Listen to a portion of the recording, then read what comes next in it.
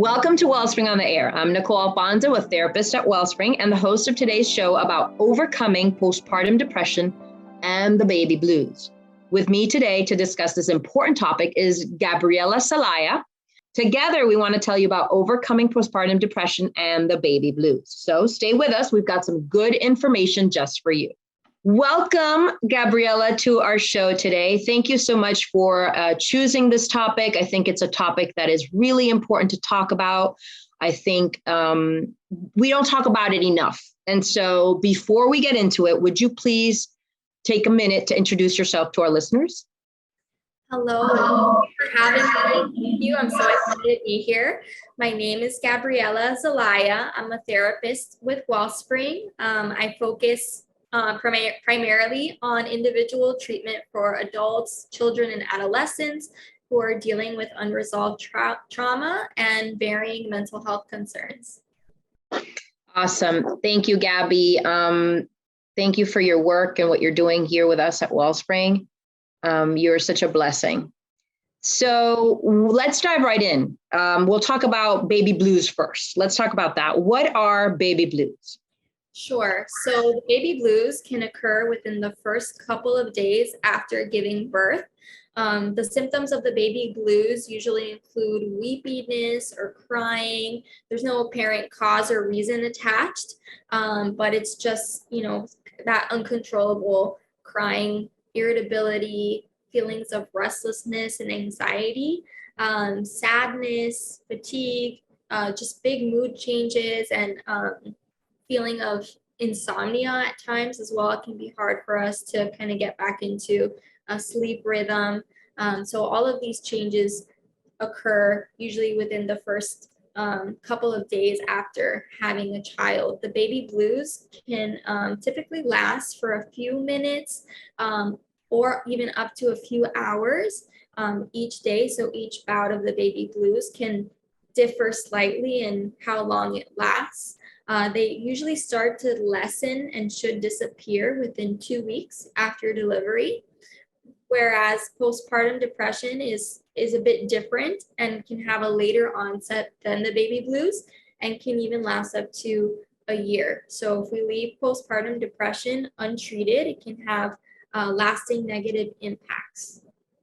Okay, so I hear you say that baby blues are typically a couple weeks, and then you kind of come back to yourself a little bit once that kind of period goes by. But the postpartum depression lingers on for a longer time. Correct. Yeah. Okay, so then let's talk about postpartum and some of the symptoms there and how it is different than baby blues in more detail. Yeah, so postpartum depression can look a lot like the baby blues. Postpartum depression and the baby blues, they actually share many similar characteristics and symptoms. So some of the symptoms that they have in common are those mood swings that we see, the sadness, those feelings of sadness, those uncontrollable crying spells, irritability, and the insomnia as well. So the difference is that with postpartum depression, the symptoms are often more severe. They can even include such things as suicidal thoughts or an inability to care for your newborn, feeling detached, or an inability to connect with your baby. And they are longer lasting than the baby blues. Some other things that can happen as well is that you might find yourself withdrawing from your partner or thinking that things would be better if you weren't there. Feelings of overwhelm might overtake you with postpartum depression, as well as fears that something bad may happen to your baby as well. So that's kind of some postpartum anxiety attached to the postpartum depression. Yeah, so this is really important because I think I definitely had the baby blues after my second child. But I did not feel like I, didn't want to be around anymore, or I didn't feel detached from my baby. I did, want to bond with my baby. So I think it's important to consider that if there's this, like, I don't like my baby, or somebody else take care of my baby, right? Or even that you think you might harm your baby because you're afraid of how you're feeling. These are all really big signs that this is more than just the baby blues, right? This is postpartum depression. Yeah, absolutely. And, it can vary again from case to case. So for everybody, it could look different.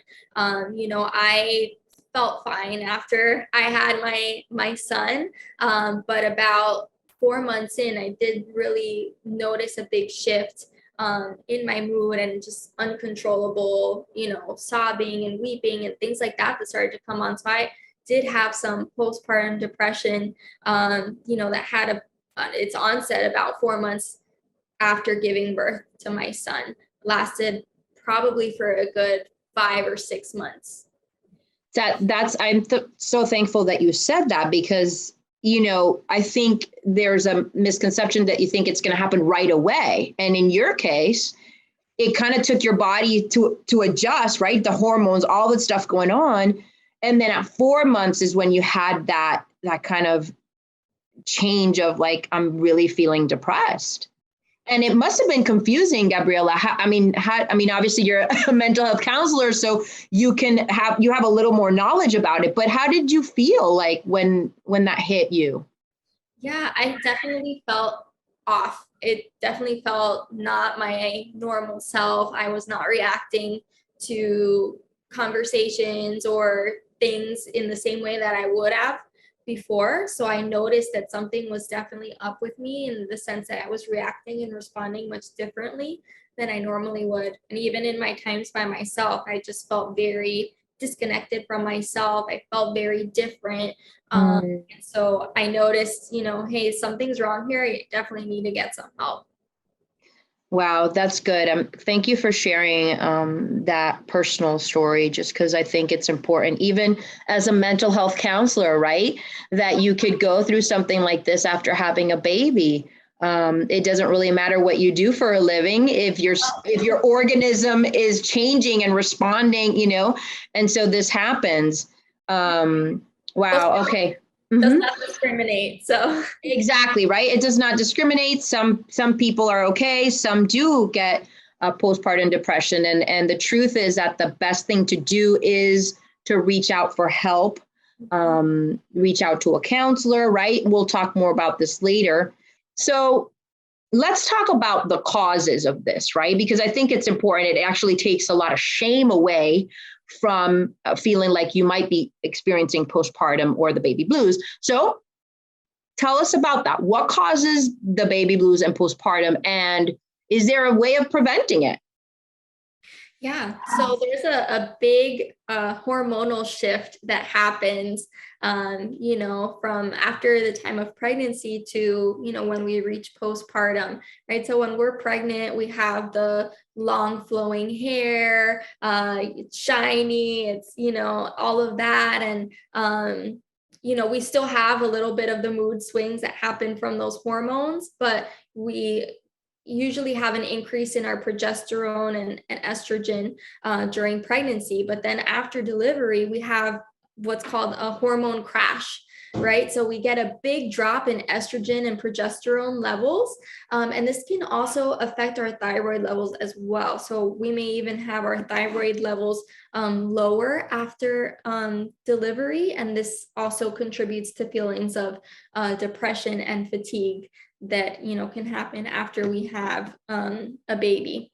So again, we not only are there hormonal changes that happen after delivery, but there's also physical changes that happen as well. So like I had mentioned, usually when we are pregnant, like our hair looks healthier, and we notice like our skin could be even healthier as well. And postpartum, usually a couple months in, you might notice your hair is falling out in clumps, and that's the postpartum hair loss. And your skin might not look as glowing as it was before. So we have those physical changes that happen, as well as, shift in our immune system functioning. Our metabolism tends to slow down after we have a child as well. We have physical pain from a labor and delivering our babies, and if you had a C-section as well, like I did, there's a lot of pain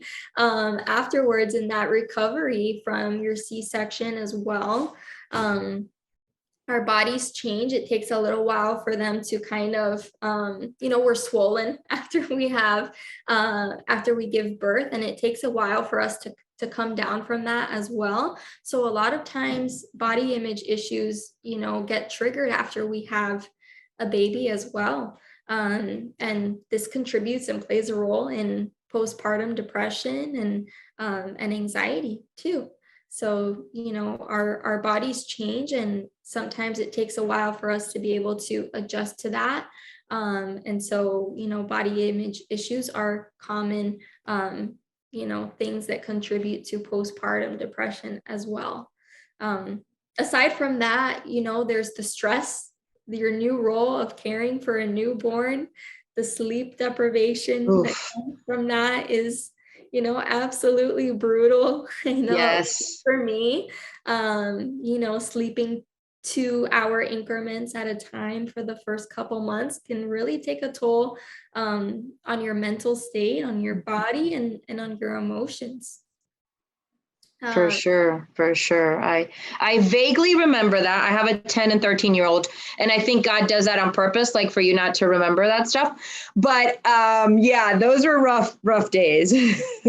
Yeah, absolutely. And I think that there's just a lot of anxiety surrounding motherhood and the new responsibilities that come attached. You're caring for a human being, a new human being, and it also adds a different dynamic to your relationship, to your marriage as well, right? There's so many changes like happening. I feel like it's really important. There's hormonal changes, there's physical changes, there's changes on how do I manage taking care of a new baby, right? Of this new human, and still being a wife, and still, taking care of other kids if I have other kids, right? I mean, it's just a lot. Yeah, absolutely. So I think just that unity in relationship and being around the right people, having the right people around you is so important in that healing journey and postpartum. And it can make all the difference in, how we heal from the baby blues and from postpartum depression is the village that we have around during this time. So let's go ahead and take a short break to thank one of our sponsors who makes the production of our podcast possible. And when we come back, we'll hear more from Gabriella, about postpartum depression and the baby blues. Welcome back to Wellspring on the Air. This is Nicole Alfonso. If you just joined our show, our topic today is overcoming postpartum depression and the baby blues. So far today, we've talked about the symptoms and differences between postpartum depression and the baby blues.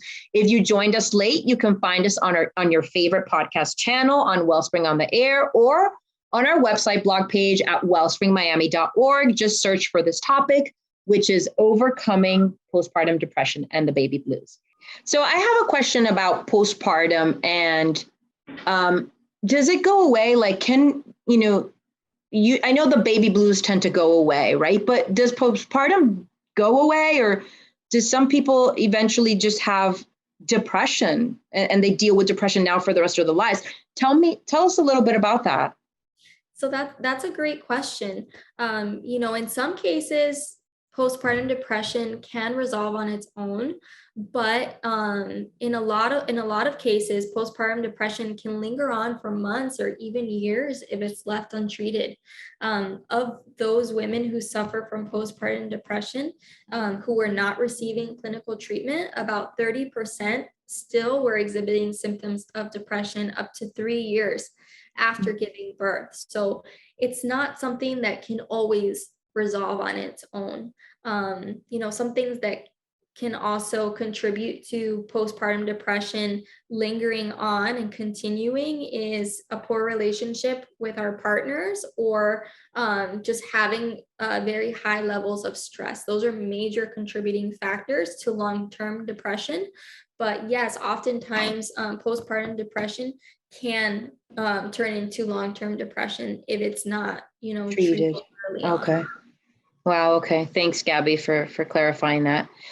Also, another question, because I know that we have in certain moments seen things on the news about, women hurting their children, right? And these are really extreme, cases. These are cases of postpartum psychosis at times, right after birth. So could you speak about that a little bit so that we can educate our listeners a little bit about this?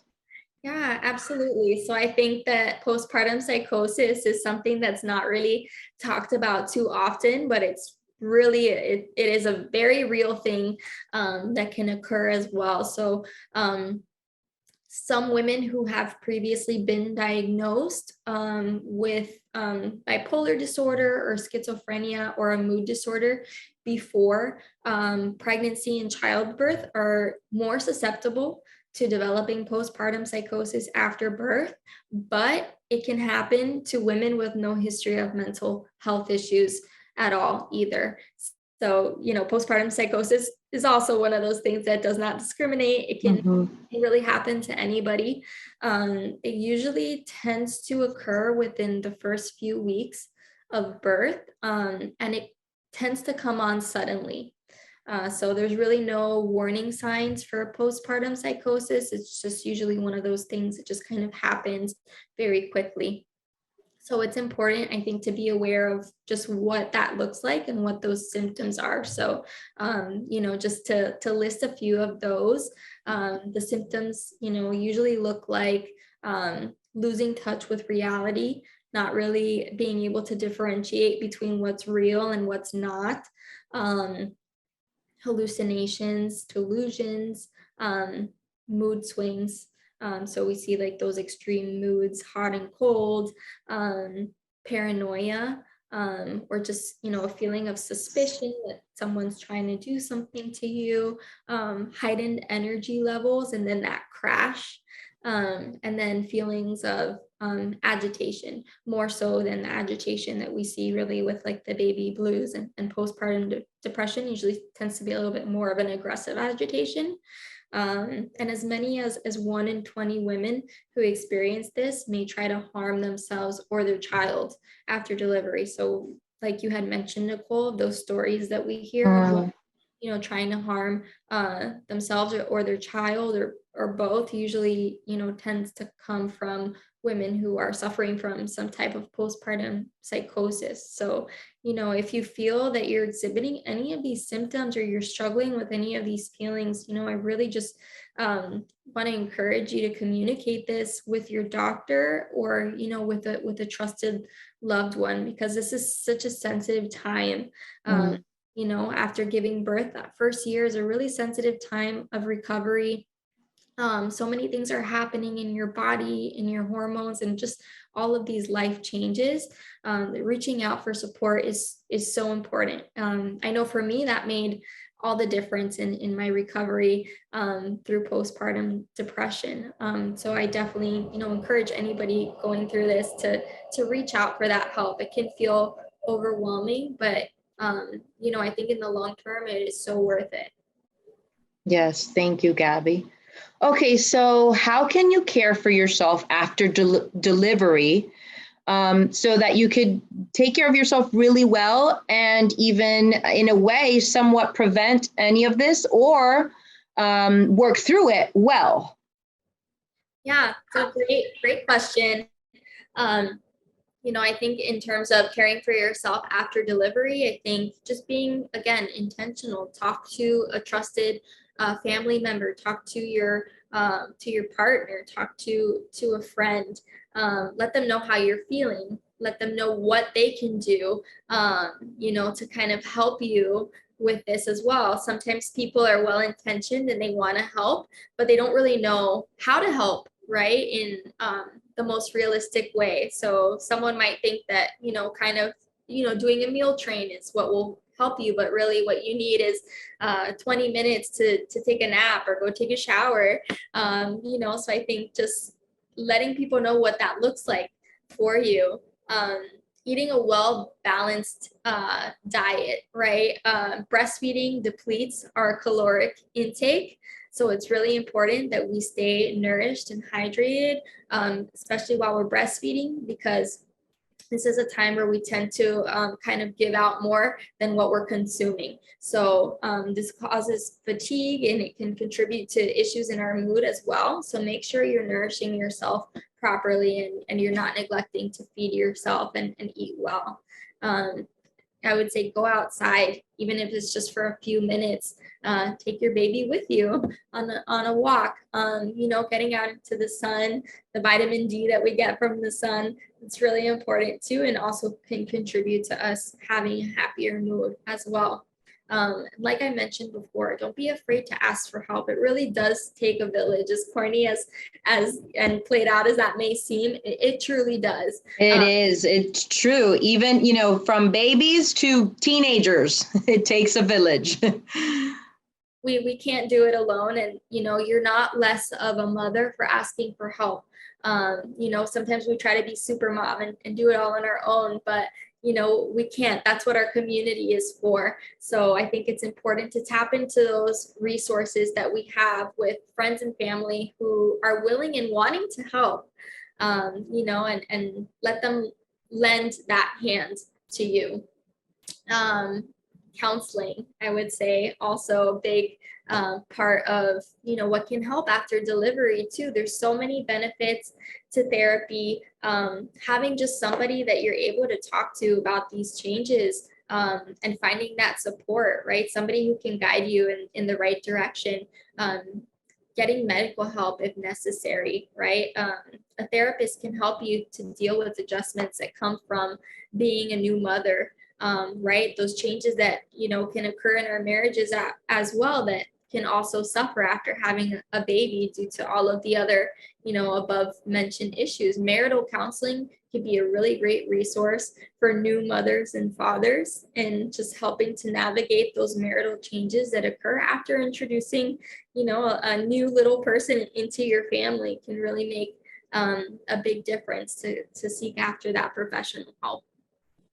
And then how about family and spouses? How can they help in this process? Because a lot of times I feel like they don't really know what to do, and so what can they do to help the new mom? Yeah, that's a great question too. I would say encourage that new mother in your life to be able to speak openly about her feelings and what she's going through and all of the changes that she's experiencing.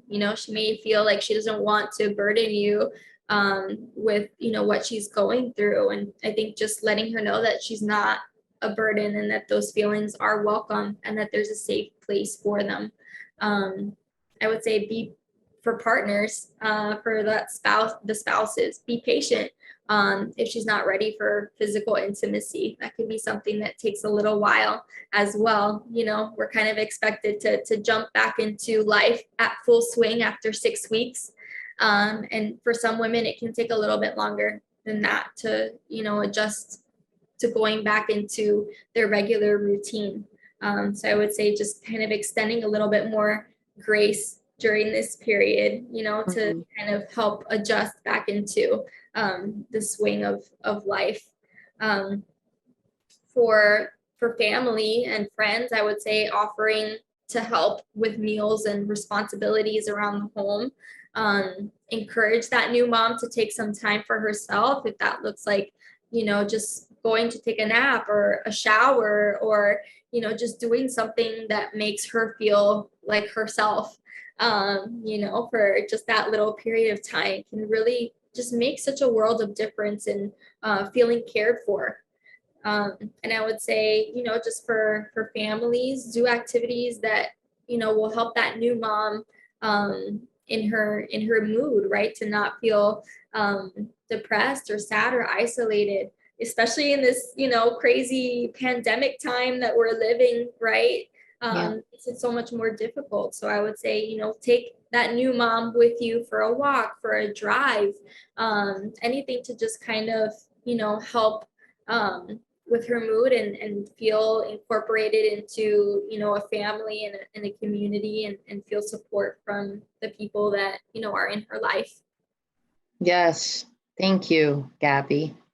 So any last comments or even some Bible verses you'd like to share with the listeners before we close out the show? Sure, yeah. There's a couple Bible verses I would love to share with you all. And so one that really stuck out to me is Psalm 30, verse 11, which says, "You turned my wailing into dancing. You removed my sackcloth and clothed me with joy." Isaiah 40:31, "But those who hope in the Lord will renew their strength. They will soar on wings like eagles. They will run and not grow weary. They will walk and not be faint." And lastly, I'd love to share Matthew 11, verse 28, which says, "Come to me, all who labor and are heavy laden, and I will give you rest." Awesome. Thank you, Gabby. Thank you for today. This was really good. I think it's again, a topic that we don't often talk about, but we should, because a mom is experiencing so many things when she gives birth. And so we hope that this was encouraging. It is time to close out the show. Thank you, Gabriella, for joining us today and shedding light on the topic of postpartum depression and the baby blues. We do hope you learned some valuable information and felt encouraged if you're experiencing any of what we shared. And thank you for joining our show today. Again, if you joined this program midstream, you can find this show and others on podcast at Wellspring on the Air or on our blog on wellspringmiami.org. The title of today's show, again, was Overcoming Postpartum Depression and the Baby Blues. Encourage us and let us know you're listening by sending comments or questions to ontheair@wellspringmiami.org. It is time to wrap up. This is Nicole Alfonso with Wellspring on the Air, because hearts and minds matter.